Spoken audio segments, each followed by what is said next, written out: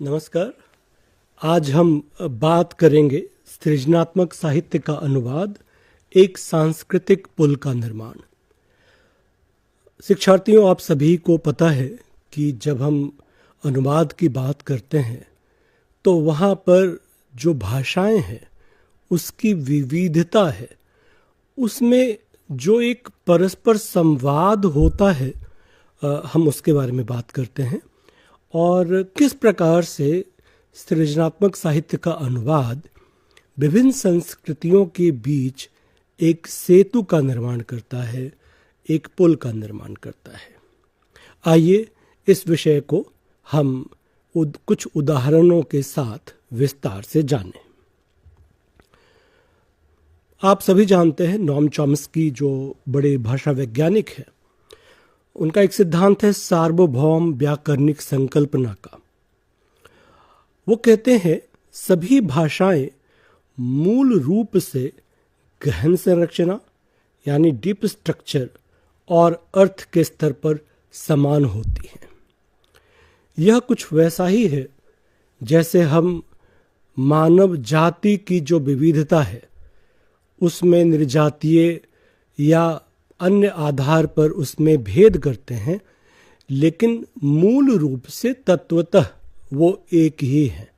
भौगोलिक कारणों से, जलवायु के कारणों से उसमें भेद दिखाई देते हैं।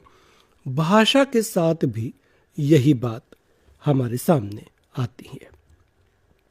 बहुभाषिकता को लेकर के बाइबल में एक कथा है जिसके बारे में आप सभी परिचित होंगे। उसको बाबेल की टावर की कथा हम कहते हैं। वहाँ पर यह बताया गया है कि एक समय में सभी लोग एक ही भाषा बोला करते थे और उस भाषिक एकता ने उनमें एक तरह से कुशलता पहुंचाई और उसमें सक्षम बनाया, और उन लोगों ने यह तय किया कि वो एक ऊंची मीनार बनाएंगे जिसकी पहुंच स्वर्ग तक होगी। ईश्वर को यह बात नागवार गुजरी और उन्होंने तब जितने लोग थे उनकी भाषाएं अलग अलग कर दी। भाषाएं अलग होने के कारण उनमें एक तरह से नासमझी या कहें ऐसी स्थिति आ गई जब वो एक दूसरे की बात को ना समझ पाए और अंततः वह मीनार नहीं बन पाई। प्रतीक के रूप में यह कहानी हमें बताता है कि कैसे भाषाई भेद जो है वो आपसी समझ को प्रभावित करता है और कैसे हम एक लक्ष्य से भटक जाते हैं। अनुवाद क्या है? जैसा मैंने पहले आपको बताया कि जो भाषा है या एक तरह से मूल मानवीय चेतना है वो एक ही है, लेकिन जो भाषाई विविधता है, बहुभाषिकता की स्थिति है, उससे कैसे बचा जा सकता है? उससे बचने का जो तरीका है वो अनुवाद ही है, चाहे वो मौखिक हो चाहे वो लिखित हो। इस प्रकार से अनुवाद एक सांस्कृतिक सेतु है, सांस्कृतिक पुल है, जिससे भाषा का वैभव और उसकी ध्वन्यात्मकता जो है, उसका जो प्रतीक है, उसका अंतरण किया जाता है। सेतु क्या है? आप सभी को पता है, यह एक पुल है, एक जरिया है जिससे समय और भाषाई दूरी के अंतराल को पार किया जा सकता है। इस बात को समझने की आवश्यकता है कि अगर हम किसी साहित्यिक रचना की बात करते हैं तो उसमें दो स्थितियां होती हैं। एक तो ये कि वह अलग अलग भाषाओं में रचित हो, और दूसरा ये कि वो अलग अलग काल में रचित हो। कई बार मानवीय समाज में जिस तरह से यह बात कही जाती है कि हमें अपने इतिहास से सीखने की आवश्यकता है, वैसे ही अलग अलग समय अलग अलग भाषा का जो साहित्य है वो हमारी वर्तमान की समस्याओं को सुलझाने में, मानव समाज के रूप में आगे बढ़ने में हमारी सहायता प्रदान करता है। आप सभी जानते हैं कि रेनेसां या पुनर्जागरण जैसे प्रायः सभी सृजनात्मक युग जो हैं वो अपनी मौलिक रचनाओं के लिए तो जाने ही जाते हैं, साथ ही साथ विभिन्न भाषाओं और विभिन्न कालों में जो रचनाएं हुई हैं उनके अनुवाद के लिए भी वो जानी जाती हैं। बहुभाषिकता और साहित्यिक अनुवाद को लेकर के अगर हम बात करें तो एक लोकोक्ति है जिसके बारे में, जिसको कहा जाता है कि कोस कोस पर पानी बदले, चार कोस पर बानी। यानी जो बहुभाषिकता है वो कहीं ना कहीं एक तरह से दूसरे भाषा भाषियों को उस संस्कृति को या उस समाज को या उस साहित्य को समझने में एक तरह से भाषाई अवरोध पैदा करता है।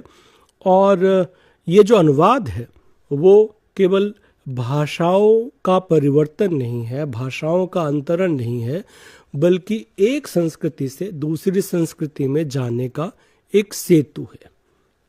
यानी साहित्यिक अनुवाद बहुभाषी समाज को आपस में जोड़ने का महत्वपूर्ण काम करता है। जोजे सारामागो एक पुर्तगाली लेखक हैं जो नोबेल पुरस्कार से सम्मानित हैं। उनका एक कथन है जो बड़ा महत्वपूर्ण है। वो कहते हैं कि लेखक जातीय साहित्य की रचना करता है जबकि अनुवादक वैश्विक साहित्य का निर्माण करता है। अब इस बात को समझिए कि कैसे एक भाषा की जो उस लेखक की अपनी एक तरह से सृजन प्रक्रिया, उसके अनुभव और सृजनात्मकता का एक तरह से मिला जुला रूप है। अनुवादक उस सृजनात्मक प्रक्रिया को, उस जातीय चेतना को, साहित्य को दूसरी भाषा में ला करके एक तरह से वैश्विक साहित्य की रचना करता है। सृजनात्मक साहित्य और अनुवाद, सृजनात्मक साहित्य जो है उसमें विविध उसकी जो विधाएं हैं, कविता है, कहानी है, उपन्यास है, नाटक है, कथेतर है, इन सब को एक तरह से दूसरी भाषा में पहुंचाने का काम करता है अनुवाद के माध्यम से। उसी तरह से अनुवाद में उस मौलिक कृति की आत्मा को बनाए रखना और सांस्कृतिक प्रसंगों का अनुवाद करना, ये दो महत्वपूर्ण काम है।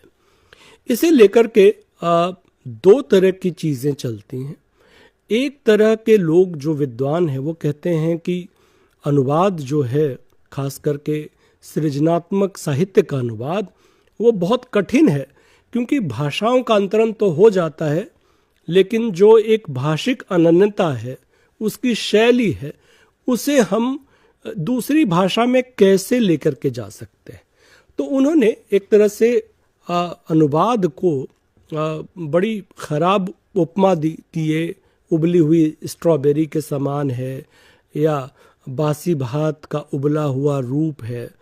इस तरह से बहुत सारी बातें कही गई, लेकिन साथ में इसकी जो अनिवार्यता है वो अनिवार्यता भी हमारे सामने बहुत माने उसका मायने है कि वो कहते हैं कि अनुवाद जितना असंभव है उतना ही अनिवार्य भी है। दूसरी तरफ अगर आप देखें तो कुछ ऐसे भी चिंतक हुए हैं, अनुवाद के चिंतक, जैसे बारखेज कहते हैं कि जो स्रोत टेक्स्ट है या पाठ है वो अनुदित का अनुगामी नहीं है, या एक तरह से कहें कि that is not faithful to original translation. तो ये कहीं ना कहीं जो मूल है उसको लेकर के एक बात चलती है कहीं ना कहीं कि वो मूल का अनुगामी है या नहीं। तो ये यहाँ पर हम इस डिबेट में ना जाते हुए उसके महत्व पर हम बात करें तो ज़्यादा बेहतर होगा। When all literature and world become one, ये रविन्द्रनाथ टैगोर और गेटे ये कहीं ना कहीं विश्व साहित्य की परिकल्पना करते हैं, और वो कहते हैं कि जब हम विश्व के साहित्य को एक भाषा में लेकर के आते हैं तो कहीं ना कहीं जो उसकी भाषिक विविधता है उस बाधा को दूर करते हुए वो एक विश्व साहित्य के रूप में हमारे सामने आती है। और आप देखेंगे कि भारतीय संदर्भ की अगर हम बात करें तो रामायण, महाभारत, गीता, पंचतंत्र, उपनिषद, ये भारत के दार्शनिक, धार्मिक और ज्ञान विज्ञान का जो साहित्य है उसका विश्व के अनेक भाषाओं में अनुवाद हुआ है और विश्व साहित्य की जो श्रीवृद्धि है उन्होंने अपना योगदान दिया है। अगर हम बात करें प्रभाव की तो आप को पता होगा कि जर्मन दार्शनिक शोपेनहावर ने भारतीय उपनिषद का जर्मन में अनुवाद किया। उसी तरह से एस पित्रोव ने श्रीमद् भागवत गीता का और वारानिकोव ने रामचरितमानस का रूसी में अनुवाद किया। टी.एस. इलियट की रचनाओं में खास करके जो वेस्टलैंड है उस पर उपनिषद का प्रभाव स्पष्ट रूप से परिलक्षित होता है। और उसी तरह से विश्व साहित्य के बहुत सारे लेखकों और उनकी रचनाओं का आप देखेंगे कि शेक्सपियर हैं, कामू है, सात्र हैं, बेकेट हैं, पाब्लो नेरुदा हैं, इन सब की रचनाओं का परिचय अनुवाद के माध्यम से ही हुआ है और वो सिलसिला आज तक जारी है। अनुवाद से जो संस्कृति का विकास होता है उसमें आप पाते हैं कि कई बार एक रचना जो है वो अलग अलग संस्कृतियों में, अलग अलग भाषाओं में जा कर के उस पूरे साहित्य की श्रृंखला को एक तरह से प्रभावित करती है। इसलिए एक भाषा का साहित्य मौखिक या लिखित रूप में एक भाषा से दूसरी भाषा में, दूसरे से तीसरी में, तीसरे से चौथे में, जिस उदाहरण के लिए मैं बताऊं, गुणाढ़ का जो बृहद कथा है जिसको बाद में कथा सरित सागर के रूप में भी जाना गया, कहा जाता है कि जो मध्य पूर्व में जो एक कथा किस्सा गोई की परंपरा थी उसका आपस में कहीं ना कहीं प्रभाव है और किस तरह से यह जो कथाओं की श्रृंखला है एक जगह से दूसरी जगह, दूसरी जगह से तीसरी जगह एक तरह से प्रभावित होती हुई एक दूसरे को वो कैसे उसका एक उसकी पूरी एक यात्रा है, वो अगर हम समझें तो एक अलग शोध का विषय हो सकता है। साहित्यिक यात्रा की निरंतरता के बारे में एक उदाहरण हम ले सकते हैं कि भारतीय ग्रंथ किस प्रकार से पूर्वी एशिया के चीन, Japan, Indonesia, Sri Lanka, Myanmar, Thailand, Kampuchea, Laos जैसे बौद्ध धर्म देशों में रामायण और बौद्ध ग्रंथों का किस तरह से प्रसार हुआ, इसको हम देख सकते हैं। उसी तरह से अरबों ने गणित शास्त्र या खगोल विज्ञान या आयुर्वेद से संबंधित भारतीय ग्रंथों का अनुवाद किया और एक तरह से भारत, अरब और यूरोप में जो एक संस्कृति और एक जो पाठ है उसका आदान प्रदान इसके माध्यम से हुआ। इसके बारे में पहले भी बात हो चुकी है और एक बात और जोड़ना चाहूँगा कि पाश्चात्य रोमांटिक कवियों में या उनको मेघदूत का जो एच.एल. विल्सन द्वारा किया गया पद्यानुवाद है उससे भी बहुत अधिक प्रभाव पड़ा है या उसका प्रभाव मिला है। उसी तरह से आप देखेंगे कि जो भारतीय साहित्यिक परंपरा है, जैसे छायावाद है, उस पे जो ब्रिटिश रोमांटिसिज्म है उनकी रचनाओं का प्रभाव पड़ा है। उसी तरह से प्रगतिवाद पर भी जो एक प्रोग्रेसिव मूवमेंट था उसका प्रभाव पड़ा है। जो साहित्यानुवाद है उसका जो उत्तर जीवन है, अगर हम उसकी बात करें तो हम पाते हैं कि शेक्सपियर, टॉल्स्टॉय, दोस्तोयेव्स्की, इस तरह से बहुत सारे ऐसे रचनाकार हुए यूरोप में या फिर एशिया में जिनकी रचनाओं का अलग अलग भाषाओं में अनुवाद हुआ और उसका प्रभाव उनकी रचनाशीलता पर पड़ती है। उसी तरह से बंकिम चंद्र चटर्जी, रविन्द्रनाथ टैगोर, कालिदास, वाल्मीकि, तुलसीदास, कबीरदास, प्रेमचंद आदि की रचनाओं का अनुवाद न केवल भारतीय भाषाओं में हुआ बल्कि इनकी रचनाओं का अनुवाद विश्व की कई भाषाओं में हुआ है।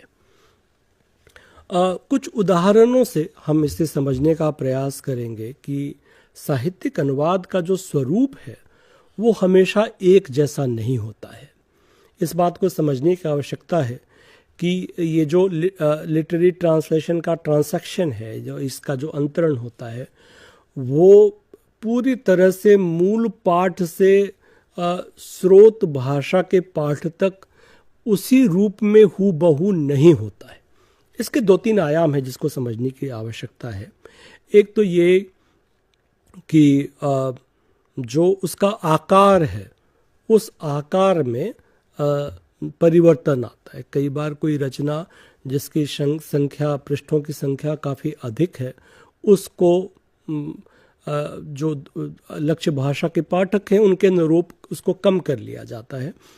उसी तरह से माने इसको मोटे तौर पर हम रख सकते हैं कि अनुवाद, साहित्यिक अनुवाद, चाहे वो भारतीय अनुवाद, भारतीय साहित्य के अनुवाद के संदर्भ में हो, चाहे वो वैश्विक साहित्य के अनुवाद के संदर्भ में हो, हमें ये देखना पड़ता है कि वो स्रोत केंद्रित है या लक्ष्य केंद्रित है। स्रोत केंद्रित में जो स्रोत भाषा का टेक्स्ट है उसके महत्व पर ध्यान दिया जाता है। जैसे रूस में जो वहाँ पर अनुवाद केंद्र था, मॉस्को में जो स्थापित किया गया था, उसका लक्ष्य ये था कि रूसी रचनाओं को जो अन्य विश्व की भाषाएं हैं उसमें उसका अनुवाद हो, और उसमें उन्होंने यह एक तरह से पॉलिसी बनाई थी या एक नियम बनाया था कि उसका हूबहू अंतरण हो और उसमें कोई भी चीज़ छोड़नी न पड़े। इस कारण से उनका आग्रह ये होता था कि जो अनुवाद है वो रचना केंद्रित हो, स्रोत केंद्रित हो। लेकिन उसके भी कई सारे नुकसान हैं। उसमें बहुत ज़्यादा जो एक लिटरेरी जिसको हम कहते हैं, एक तरह से छूट जिसको हम कहें, उसको लेने की अनुमति नहीं थी। इसलिए कई बार पाठ में छोड़ा तो नहीं गया कुछ भी, लेकिन स्रोत केंद्रित होने का अत्यधिक आग्रह जो था वो उसकी जो भाषा थी, उसकी जो शैली थी, उसको वो प्रभावित करती है, और वो जो पठनीयता है वो उसको प्रभावित जरूर करता है, उस तरह की चीज़ों को। लक्ष्य केंद्रित होने का नुकसान, उसके फायदे भी हैं, नुकसान भी हैं। नुकसान ये होता है कि जैसे ये तय करने वाले कौन होते हैं, या तो जो अनुवादक हैं जो अपने शौक से कर रहे हैं वो होते हैं, या प्रकाशक होते हैं। अगर जो रचनाकार या कहीं की लेखक किसी रचना का अनुवाद कर रहा है और वह उसकी रुचि का विषय है, तो कई बार वो उसमें छूट लेता है। जैसे उदाहरण के लिए अगर मैं कहूँ दुर्लभ बंधु का उदाहरण ले, ये मर्चेंट ऑफ वेनिस का हिंदी में अनुवाद था जिसको भारतेंदु ने किया था, और उसमें बहुत सारे परिवर्तन किए थे। एक तरह से वो जो मूल पाठ है द मर्चेंट ऑफ वेनिस का, उसका छाया अनुवाद है, और उसमें उसकी रंगत जो थी, वो पूरा परिवेश जो था उसका भारतीयकरण कर दिया गया। उसी तरह से हम पाते हैं कि जो डॉन किखोते है, डॉन किखोते जो है वो सर्वांतिस का उपन्यास है, जो बहुत बड़ा उपन्यास है। जब उसकी बहुत सारे जो विदेशी भाषाओं में अनुवाद हुए, खास करके अगर हम हिंदी की अनुवाद की बात करें, तो जो उसका आकार था, दोनों वॉल्यूम मिला करके 1000 से ज़्यादा पृष्ठों का था, लेकिन हिंदी में जो अनुवाद हुए वो पहले ही वॉल्यूम पर आधारित थे, और उसमें भी वो कोई पूरा अनुवाद नहीं था, उसमें काफ़ी छूट ली गई थी, और उसमें कई सारे परिवर्तन भी किए गए थे। उसके बारे में हम थोड़ी सी बात आगे भी करेंगे। तमस का उदाहरण ले सकते हैं, रेत समाधि का हम उदाहरण ले सकते हैं, जो अभी उसको पुरस्कार भी मिला।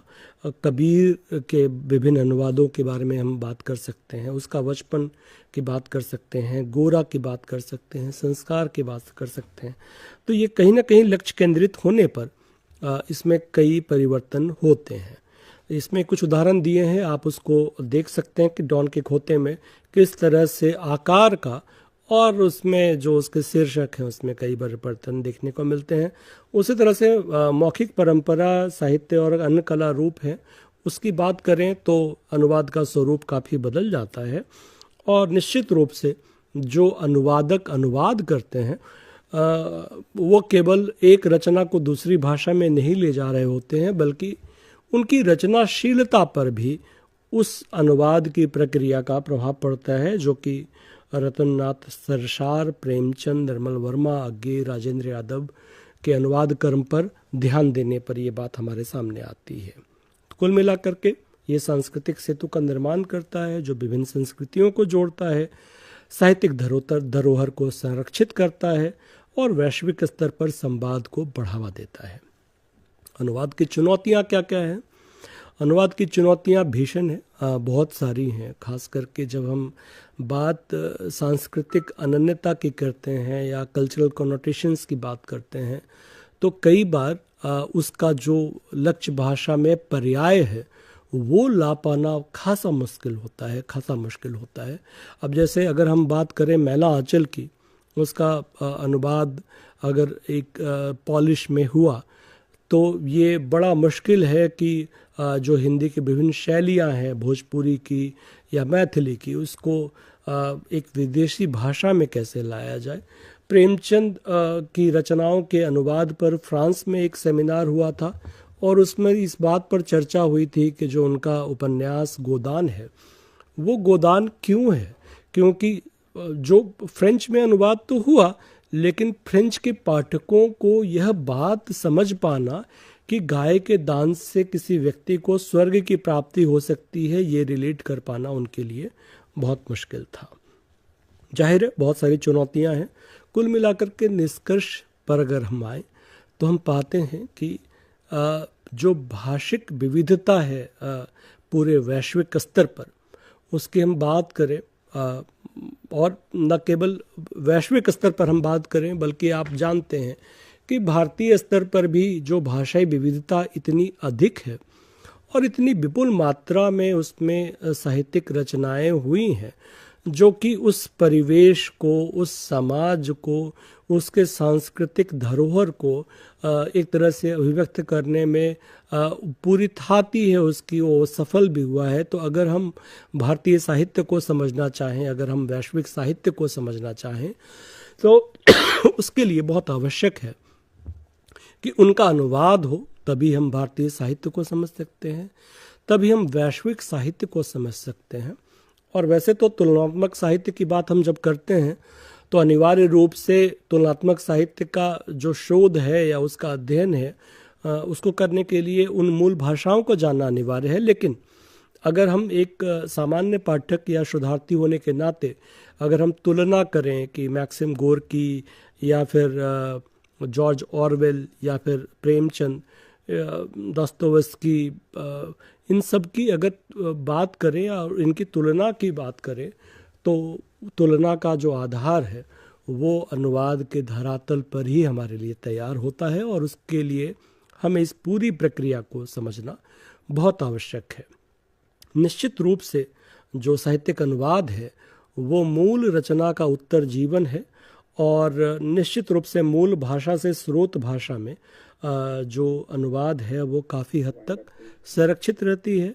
और एक अभी आज के समय में यही एक अनिवार्य बात है कि जिस तरह से भाषा को जानने वाले लोग अधिक संख्या में हमें मिल रहे हैं, मशीनी अनुवाद बढ़ रहा है, एआई तकनीक और अधिक विकसित हो रही है, तो भविष्य में हम यह समझ सकते हैं कि चाहे वो भारतीय साहित्य हो या वैश्विक साहित्य हो, अनुवाद के माध्यम से वो हम सब के अध्ययन के लिए और अधिक सुगम होंगे और हमारी संस्कृति और वैश्विक होती जाएगी। अगर आपका कोई प्रश्न है तो आप ज़रूर साझा करें। धन्यवाद।